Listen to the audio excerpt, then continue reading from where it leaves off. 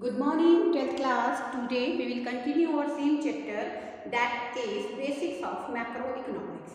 In this video, I am going to discuss about different sectors of the economy. There are four sectors in the economy.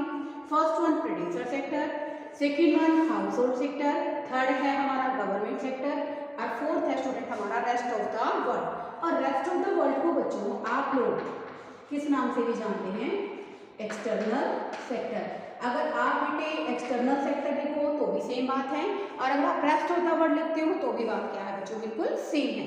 तो अब देखो बेटे यहाँ पर first producer sector है। Producer sector क्या करता है बेटे? आप सबको पता है कि बिजनेसमैन के सारे रिसोर्सेज उसके अपने नहीं होते हैं। वो रिसोर्सेज कहाँ से लेता है? हाउस होल्ड सेक्टर से। प्रोड्यूसर सेक्टर क्या करता है? रॉ मटेरियल को यूजफुल थिंग्स में कन्वर्ट करता है by taking the resources from the household sector. Okay, तो हाउस होल्ड सेक्टर गुड्स को मैन्युफैक्चर करता है, सर्विस को प्रोवाइड करता है for the generation of income, that is known as producer sector. Second one household sector. Household sector क्या करता है?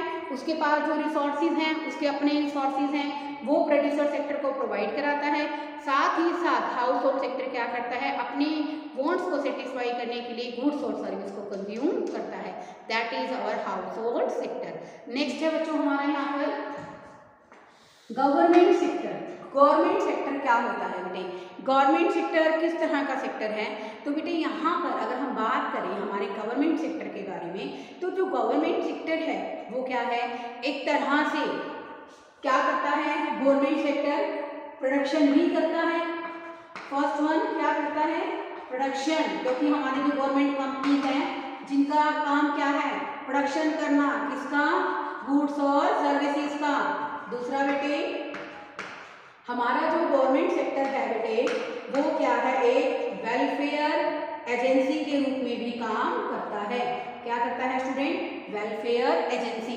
तो हम इसका मतलब क्या है कि हमारा जो गवर्नमेंट सेक्टर है प्रोडक्शन करता है गुड्स एंड सर्विसेज का, क्योंकि बहुत सारी ऐसी हमारी गवर्नमेंट कंपनीज हैं। सेकेंड वन वेलफेयर एजेंसी के रूप में काम करता है। एज ए वेलफेयर एजेंसी अगर हम लोग बात करें, अगर हम लोग एज ए वेलफेयर एजेंसी अगर बात करते हैं बच्चों, तो बेसिकली गवर्नमेंट हमारे लिए लॉ एंड ऑर्डर बनाता है, ठीक है ना। गवर्नमेंट हमारे लिए हमें प्रोटेक्शन प्रोवाइड करता है, बाउंड्री लाइन मतलब basically crossing the boundary of our country. तो बेटे गवर्नमेंट अपने डिफेंस सिस्टम पर पैसे खर्च करता है। तो गवर्नमेंट क्या है बेटे? इकोनॉमी के अंदर लॉ एंड ऑर्डर को मेंटेन करने के लिए बहुत सारे एक्सपेंसेस करता है। This is known as our government sector. Last है स्टूडेंट हमारा यहाँ पर, हमारा सेक्टर कौन सा है बेटे? Last, that is rest of the world. Rest of the world क्या होता है बेटे?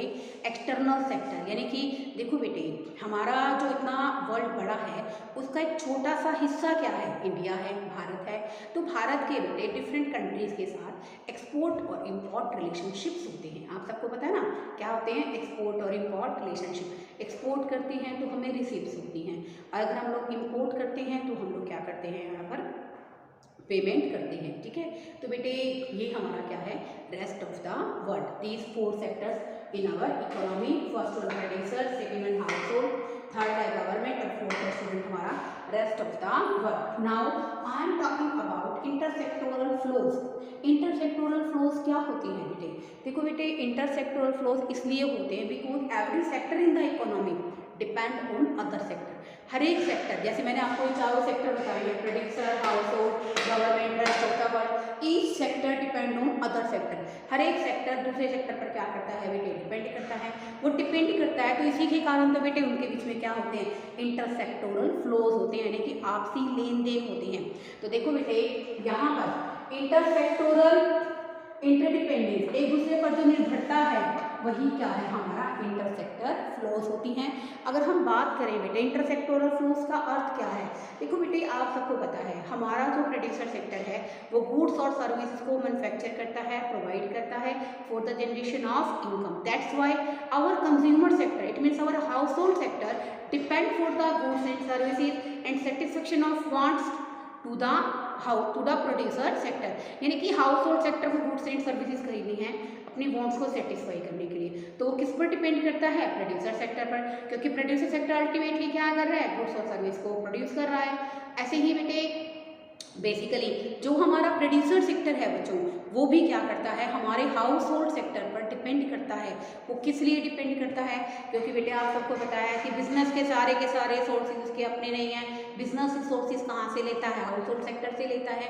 There are 4 types of factors of production, and in other language we can say that there are 4 types of resources, land, labour, capital, entrepreneur.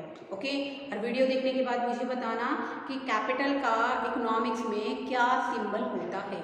Capital को economics में English के किस alphabet से हम लोग रिप्रेजेंट करते हैं। ओके, तो बेटे लैंड, लेबर, कैपिटल, एंटरप्रेन्योर, वो सारे रिसोर्सेज कहाँ से ले रहा है, हाउस होल्ड सेक्टर से। तो इसका मतलब प्रोड्यूसर सेक्टर प्रोडक्शन करने के लिए और रिसोर्सेज के लिए किस पर डिपेंड करता है, हाउस होल्ड सेक्टर पर डिपेंड करता है। ओके, अगर हम बात करें, हम बेसिकली हमारी जो गवर्नमेंट है, गवर्नमेंट का सोर्स ऑफ इनकम क्या है बेटे, टैक्स और नॉन टैक्स दोनों तरह के रिवेन्यूज होते हैं। तो टैक्स के लिए जो गवर्नमेंट है किस पर डिपेंड करती है अपने इनकम जनरेशन के लिए, हाउस होल्ड सेक्टर पर डिपेंड करती है, प्रोड्यूसर सेक्टर पर डिपेंड करती है। ठीक है, उसके साथ साथ बेटे हम अपनी इकोनॉमी में वेलफेयर बनाए रखने के लिए, इकोनॉमी के अंदर शांति और सुरक्षा बनाए रखने के लिए किस पर डिपेंड करते हैं, गवर्नमेंट सेक्टर पर डिपेंड करते हैं। It means interdependence among the sectors, in sectors के बीच में जो आपस में इंटरडिपेंडेंस है उन्हीं के कारण क्या होता है, इंटरसेक्टोरल फ्लॉज होता है। ओके, अब देखो बेटे इंटरसेक्टोरल फ्लोज को हम लोग 2 टाइप्स में डिवाइड कर सकते हैं। फर्स्ट है स्टूडेंट हमारा रियल फ्लो, क्या होता है, रियल फ्लो, और सेकंड क्या है स्टूडेंट हमारा, मनी फ्लो। तो देखो बेटे रियल फ्लो क्या होता है, रियल फ्लो का मतलब क्या है, which is the flow that is in goods and services among the different sectors of the economy. Economy के जितने भी सेक्टर्स हैं, चाहे वो हाउस होल्ड है, चाहे वो प्रोड्यूसर है, उनके बीच में जो गुड्स और सर्विस का फ्लो होता है उसी को ही हम लोग क्या कहते हैं, रियल फ्लो कहते हैं। रियल फ्लो का मीनिंग क्या है स्टूडेंट, यहाँ पर real flow it refers to the flow of goods and services among different sectors of the society. Society के जो डिफरेंट सेक्टर्स हैं बेटे, बेसिकली उनके बीच में जो गुड्स और सर्विस का फ्लो है, ओनली किसका, गुड्स और सर्विस का flow, that is known as real flow. जैसे देखो बेटे मैंने यहाँ पर इस प्रेजेंटेशन में क्या माना है कि our economy has 2 sector economy, 2 sector हैं, एक है स्टूडेंट हमारा हाउस होल्ड, दूसरा है हमारा producer sector. Household sector क्या कर रहा है, फैक्टर सर्विसेज प्रोवाइड करा रहा है, land, labour, capital, entrepreneur, that is in terms of goods and services. Okay, यहाँ पर goods produced and sold by the firm, goods produce कर रहे हैं भाई, कौन कर रहा है, प्रोड्यूसर सेक्टर कर रहे हैं। यहाँ पर बेटे बेसिकली ये भी क्या कर रहे हैं, गुड्स और सर्विस कंज्यूम कर रहे हैं। तो इनका आपस में बीच में जो फ्लो है वो क्या है, 2 सेक्टोरल फ्लोज भी है। यहाँ पर बेटे 2 सेक्टोरल फ्लोज के अंदर ना तो किसी तरह से कोई गवर्नमेंट सेक्टर का रोल होता है और ना ही रेस्ट ऑफ द वर्ल्ड का। तो real flow, that flow which is in terms of goods and services among 2 sectors, that is household and second one is producer sector. Producer sector को resources चाहिए, that's why it is dependent on household sector for the factor services. As we know consumer sector, it means हमारा household sector को क्या चाहिए, goods और services चाहिए। तो इसके लिए गुड्स और सर्विस कहाँ से परचेज करेगा, प्रोड्यूसर सेक्टर से। तो दोनों के बीच में जो लेन देन है वो किस फॉर्म में है स्टूडेंट, यहाँ पर बेसिकली गुड्स और सर्विस की फॉर्म में। This is known as real flow. Real flow का ही कॉन्सिक्वेंसेस क्या होता है बेटे, मनी फ्लो, यानी कि जो मनी की फ्लो में लेन देन होते हैं। अब देखो बेटे मनी फ्लो यहाँ पर क्या है, it refers to the flow of money. देखो वो तो क्या था, it refers to the flow of goods and service, और ये यहाँ पर क्या है, it refers to the flow of money across different sectors of the economy. Different sectors के बीच में बेटे जो मनी के रूप में फ्लो होता है, मनी का आदान प्रदान होता है, उसी को ही बेटे हम लोग क्या कहते हैं, money flow. Actual money flow is a consequence of real flow. आपस में गुड्स और सर्विस खरीदते हैं तो उसके बदले में जब पेमेंट करते हैं, that is in terms of money. It means we can say that money flow is a consequence of real flow. Okay, अब देखिए बेटे यहाँ पर मनी फ्लो क्या है, it refers to the flow of money across different sectors of the economy. Here also 2 sectors, household sector as well as the producer sector. अब देखो बेटे हाउस होल्ड सेक्टर के पास क्या आएगा, पैसा आएगा, क्योंकि यहाँ पर प्रोड्यूसर सेक्टर के पास क्या आएगा, पैसा आएगा। कहाँ से आएगा, हाउस होल्ड सेक्टर से आएगा। हाउस होल्ड सेक्टर से जो कैसा आ रहा है बेटे, किस कारण आ रहा है, क्योंकि हाउस होल्ड सेक्टर क्या कर रहा है, एक्सपेंडिचर कर रहा है गुड्स और सर्विसेज से, ठीक है। And next one producer sector, producer sector क्या करेगा, फैक्टर पेमेंट करेगा, फैक्टर पेमेंट किसके बदले में, फैक्टर सर्विसेज के बदले में, लैंड के बदले में रेंट देगा, ठीक है, लेबर के बदले में वेजेस देगा, कैपिटल के बदले में इंटरेस्ट देगा और एंटरप्रेन्योरशिप के बदले में क्या देगा, profit. These transactions between the two sectors are in form of cash, that's why this is known as money flow.